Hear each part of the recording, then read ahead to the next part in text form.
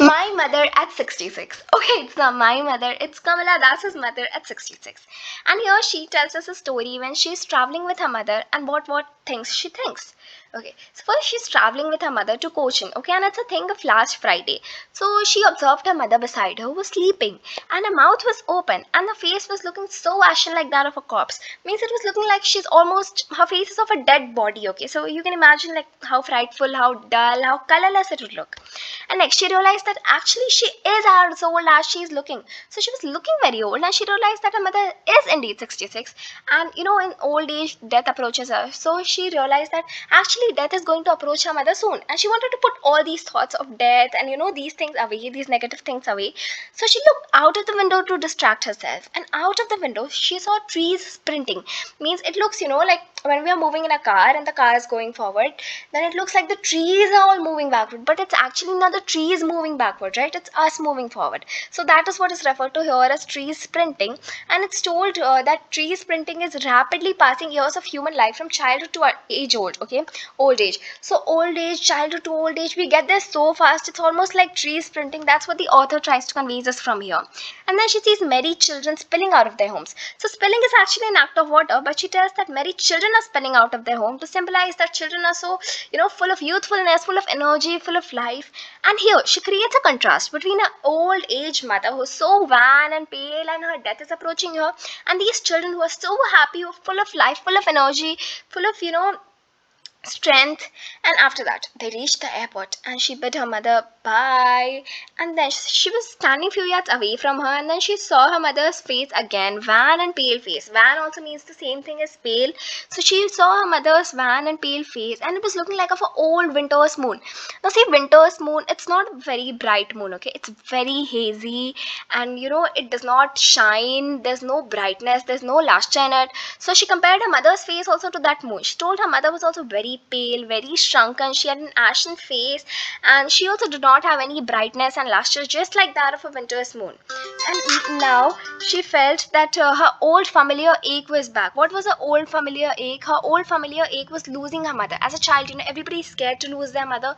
So she also was scared, and now it came again, because again, her mother is turning old and her end days are near.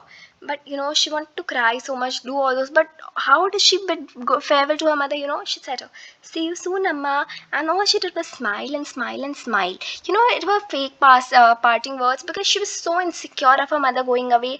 Yet she wanted to meet her again, and so she was reassuring herself and her mother, both of them, that they're soon going to meet again and not to worry. And that's on a note where the poem ended. Okay, now there are many figures of speech here that we're going to look at. So simile we used to compare two things. Okay, so here first, what is compared? Her face is ashen like that of a corpse. So face is compared to a dead body. That is the first use of simile. And next, her mother's face is compared to a late winter's moon. That is the next use of simile. The next, personification. Personification is when we give some non-human thing a human characteristic. Okay, so trees are sprinting.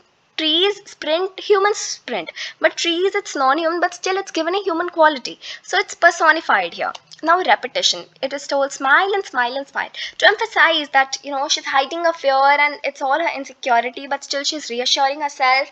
So here repetition is used in smile and smile and smile.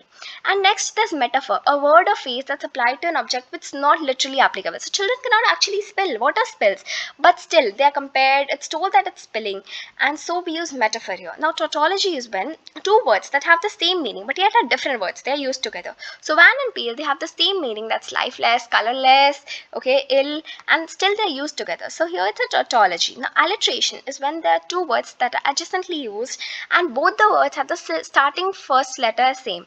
So here my mother, okay, it's repeating, that thought, TT is repeating. So here this is alliteration. Okay, going through the poem once again. So the author, she was traveling with her mother to Cochin, and then she realized how old, how pale, how dull her mother is. And after that, to put all the thoughts of her mother's old age away, she tried to look outside, where she saw the trees sprinting and the kids spilling. Okay, and the kids spilling symbolized youth, and energy, which was contrast to her old mother's pale and wan face. And then she compared her mother's face to a late old winter's moon, because winter's moon is also very dull and not bright and not lustrous, just like her mother's face. And then she told her mother, "See you soon, Amma," on a positive note to reassure herself and her mother that they're going to meet soon.